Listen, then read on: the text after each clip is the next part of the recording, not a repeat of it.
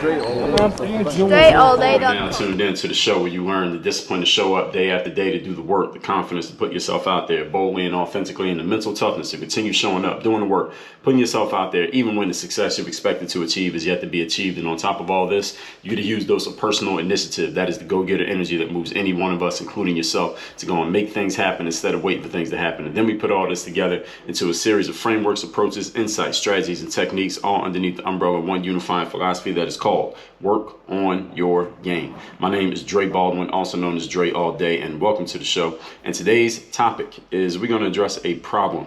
This is a chronic issue that I see in our world today that needs to be addressed. And the sooner we get it addressed, the sooner we can fix this problem and eliminate it maybe from even being a problem. And it is a problem for many people, probably you who's listening to this right now, is you are moving too slow. You are moving too damn slow. Now, before we get into this, and I will explain, for those of you who are new here, I will explain to you why this topic is the topic, where it is coming from. Then we're going to get into some points, and I'll tell you how this goes in a minute. But before I do that, first of all, let me tell you that I have a daily motivation text that I send for free to everyone who's in my text community. So if you are not in my text community, let me tell you how to fix that problem. Go to your phone. You already got your phone in your hand, so just text this number, 305-384-6894. Send a text there right now. And every day when I send out my daily motivation text, it'll be today, depending on when you send it, or it'll be tomorrow if I already sent it out today. You'll be getting my daily motivation straight to your phone, free of charge, every single day. That message is guaranteed to keep you focused, sharp, and on point. The number again, 305-384-6894. And here's an unadvertised bonus of that daily motivation text, is you can respond to anything that I send. Actually, when you first text me, I'm going to respond to you, and I'm going to ask you a couple questions. I'm going to find out who's in my text community, and you can respond to those texts, and you will be texting with me. That is not a bot. That's not my staff that handles those texts. I handle those. So again, text me at that number. It is linked down below in the show notes. And one other thing, someone had sent me I can't remember who it was that did it, but someone had sent me a message to my text last week, and he was saying, Dre, I'm gonna pull it up so I can remember who this was. He was saying to me, Dre, do you have Patreon or something like that? Do you have a Patreon account or something like that? Because I was listening to your show and I really like what you're doing, and he was like, habitually have reached for my Patreon account because I figured I could tip you because I like what you were saying on your show. It was one of the episodes of the show he was listening to and he liked it a lot. He was like, but no, I wasn't on. He was on Twitch, not Patreon. It was Twitch. But you don't have I wasn't on Twitch when it happened. I believe it was Todd. So shout out to Todd, who was a listener to the show. And I told him, well, no, I don't have Twitch. I wasn't on Twitch, but he was like, you should think about it. And then I told him, well, I do have Cash App. So anybody who wants to donate, if you are enjoying the show so much that you want to donate, I'm not the type of person who is usually one to call for donations. I'd rather sell you something, to be honest. But if you want to donate, I understand this is a thing that is normal for people nowadays. You got Twitch, you got PayPal, you have Patreon, you got Cash App and all those things. So if you want to Cash App me, you can. I put the link down in the description of this episode as well. My Cash App is just my name, $, all one word, Dre Baldwin, same as my Instagram name. So anybody wants to Cash App or PayPal, my PayPal link is down there too. It's just paypal.me/Dre All Day. So my PayPal is Dre All Day. My Cash App is Dre Baldwin. So anybody, if that's your way of showing love and appreciation to the show, it's not something that I naturally thought of, but if that's your way of showing appreciation, who am I to deny you that right? So those links are down below in the description if you want to Cash App or PayPal to show as your way of showing a thanks and appreciation for the game that I'm giving you every day here for over 2,100 consecutive days on this show. So I can't be mad at that. So now let's get into the topic. Today's topic, once again, is the problem is you are moving too slow.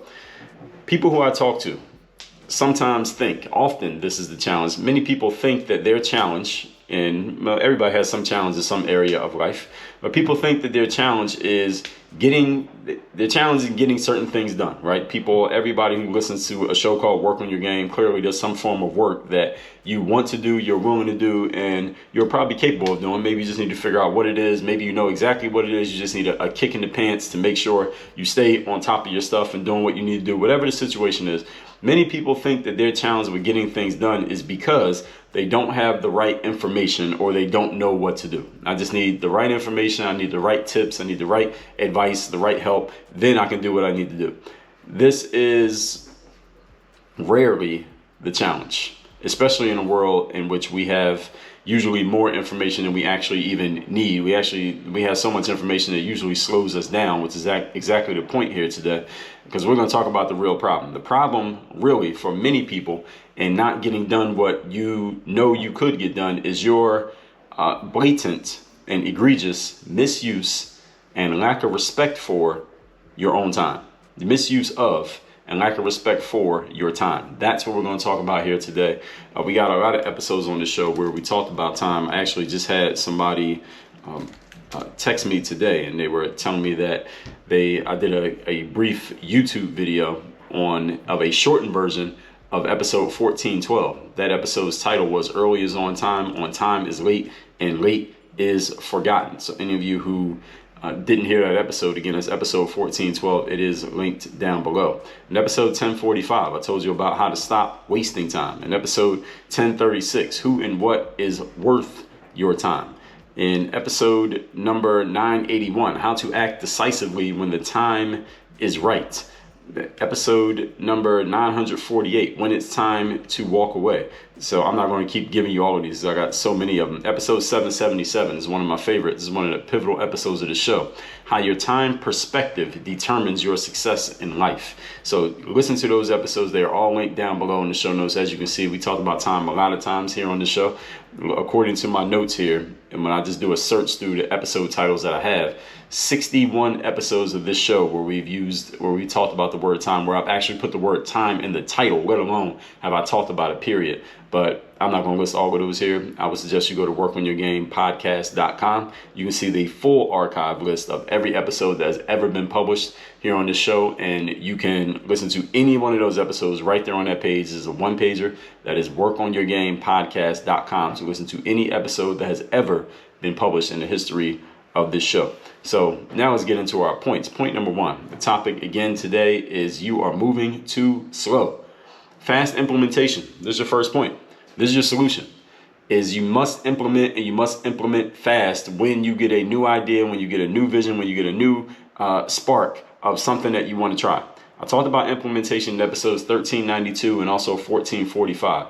Actually, let me tell you what those episodes were. Episode 1392 was fast implementation is a requirement. And episode 1445 was why you need to implement with speed. When you get new information, people, a new idea, the best way to guarantee that you will do something with that new information is to implement that information immediately. Not just writing it down, not thinking about it, not saying, damn, that's a good piece of information. Damn, maybe I could do something with that. The best thing to do is to implement it immediately. Implement it now, not next week, not tomorrow, right now. Do something with it so that you will actually use it. When you do something with it, you're using it right there in that moment. Remember that your long-term memory, don't remember it, actually write this down. Actually, I'm not going to tell you to remember something and trash your memory. Your long-term memory is not as good as you think it is. We all think that we will remember things. Most of the time we don't. Most of the things that we are bombarded with over the course of a day, we forget about. Not because they are, well, actually, I was going to say not because they're not important, but actually, relatively speaking, they're not important. That's why you don't remember them. And this is why your long-term memory deletes most of the things that you get hit with every single day. The human brain is an automatic deletion machine. It has to delete things because if you try to remember everything that you saw and did and came across every single day, you'd probably go crazy. Your brain would overheat from overload because you're trying to remember too many things. The human brain is the most powerful tool known to man, but there are still limitations to it. One of them being you can only focus on one thing at a time. Another one being you ain't gonna remember everything. So do not trust your long-term memory. It's not as good as you think it is. Most ideas, not me, but most ideas do not get implemented simply because you forget to do something with them. Not because they're bad ideas, not because they're not useful, not because they don't have potential. So your job is to make a habit out of implementing every new idea that you get, at least the ones that you think could be useful. The only way you're going to find out if they're useful is to test them out and do something with them. But if you forget that you even had the idea, then it's impossible to test them out. So the worst case scenario, write down the idea so that you can come back to it and implement it at a later date, but write it down in a place where you know you have to come back and look so that you can see, oh yeah, you know what, I meant to do that. I need to do that. But never, ever, ever leave a new idea, especially one that has potential, to your memory, because you will not remember, and then things will continue to not get done. This is one of the challenges, biggest challenges people have, is that they simply forget to implement things because they don't write it down. They don't have a system or a process for implementation. Point number 2, today's topic, once again, is the problem is you are moving too slow. Number 2, get feedback and make decisions quickly. There's another aspect of your problem of moving too slow. So let's say we solve the problem of you implementing. You are actually now implementing. You're writing down your ideas when you get them. Then once you do implement your idea and you do something with it, now here's the next thing you got to do. You got to get feedback on that implementation and then make decisions about, do I keep doing this? Do I do less of it? Do I do more of it? Do I edit it? Do I need to change it? Do I need to flip it around? Do I need to do the opposite? You need to get feedback and make a decision quickly as to what happens next. Many people get stuck on this point. So a lot of you get stuck on the first point of just not implementing at all. But even those who do implement get stuck on this point of, now what do I do next? I've implemented. Now what comes next? Here's what comes next. When you try something new, whether it is a new product, a new idea, or a new implementation, you need a way of getting feedback. How are you going to get feedback on this, and what kind of feedback are you looking for so that you can know this is working or this is not working? That means you might want to, so there are some ways of doing this is spending money on advertising. You can get feedback from the marketplace. So if I was to put out let's say I put out a new product, right? And I put out a sales page, or what we call a landing page, for people to come see that. I could spend whatever amount of money I want to spend on ads and send a whole bunch of people to that landing page to go look at whatever it is that I'm offering or selling or whatever I want people to know about. And depending on how much money I spend, I can send a certain amount of traffic. Traffic just means people clicking on that site to go look at it. I can get my feedback that way and let the marketplace tell me, are they interested or are they not interested? Another way I can get feedback, that's just one option. Another way I can get feedback is I can go to a coach if I have one. I can go to a mastermind group if I'm a part of one. I can go to any kind of inner circle or intensive or any group I'm a part of trusted professionals who know their stuff, who can give me feedback that I will listen to and that I trust and I know they know what they're talking about. That's another way that I can go to it if I'm a part of one. I can get feedback from my peers inside of that group, or something else, whatever it's going to be. Whatever it is, though, you must have a mechanism for getting feedback about what is working and what is not working every time you make a new implementation. So the challenge for many of you here, from what I just described, is that you don't have a mechanism for getting feedback from any new implementation. There is no mechanism for you. Your mechanism is just looking at it yourself and thinking, well, does this work or does it not work? And then you don't have a system or a strategy for how to measure, is this working or is it not working? You put a new product out, you see what kind of results you got. How do you know if this is good or if it's not good? Is this working or is this not working? Should I keep doing it? Should I not keep doing it? You need to have these in place. You need a rubric that says, okay, above this line, yes, below this line, no. If you don't have that, how will you know if your implementation is working or not working? How do you have an answer to that question? And this is where many people get stuck. So you get stuck on that point, and now while you're sitting there hemming and hawing and trying to figure out the answer to the question, is this working, is it not working? You know what's happening? Time is going by. Your opportunities are floating by on the ether, and time is getting used up that you could be using towards being more productive and moving yourself forward to the next step and the next step. But if you don't have a system, if you don't have a process, then there is no next step. So this is why you need to have something in place where you can get feedback and a way of measuring that feedback so you know what is working and what is not working. What is that for you? It needs to be something or someone that you can trust. And then once you get the feedback, you need a way of making decisions about that feedback to decide, okay, I'm going to keep doing this. I'm not going to keep doing this. There should be no ambiguity in this process, meaning it should be very clear. You should know exactly what it is. There should be no lag time between your implementation and getting the feedback to finding out whether this works or if it does not work. So when you put out a new product or a new offering, and sometimes the product is great, it's just the way that you talked about the product is wrong. Maybe the positioning is wrong. Maybe the audience that you're targeting is wrong. Maybe the time that you put it out is wrong. Maybe how you're describing it is wrong. There's nothing wrong with the product, but you got to get feedback so that, okay, we know that this combination doesn't work. All right, so this product with this headline and this positioning to this audience doesn't work. Now let's change one of these variables and figure out what does work. But you need to understand these strategies so that you can make decisions quickly. If you don't understand these, if everything that I just said is a foreign language to you and you're not familiar with it, then how are you going to make decisions? You can't do anything. Even when you get feedback, you have this feedback, you have no idea what to do with the feedback. All right, so we got all this information. How do we interpret this? What do we do next with all this information that we have in place? Many people have no process for what to do next with the information that they do have, or they don't know what information to look at, or they got so much information they don't know which parts are relevant and which parts aren't, and they get stuck while trying to figure that out. All the opportunities being swiped off the table by their competitors. So there should be no lag time between your implementation and deciding what to do with the feedback that you get. There must be a system or a process in place for this. It should not and never be random. Point number 3. Today's topic, once again, is your problem is you are moving too slow. And it is not because you don't have the ability to move fast. It's because you have all of these other holes in your process, holes in your formulas that are causing you to move slow. Number 3, how are you using your days? This is a question, and I'm going to relate this to the point of you moving too slow. My question is, how are you using your day?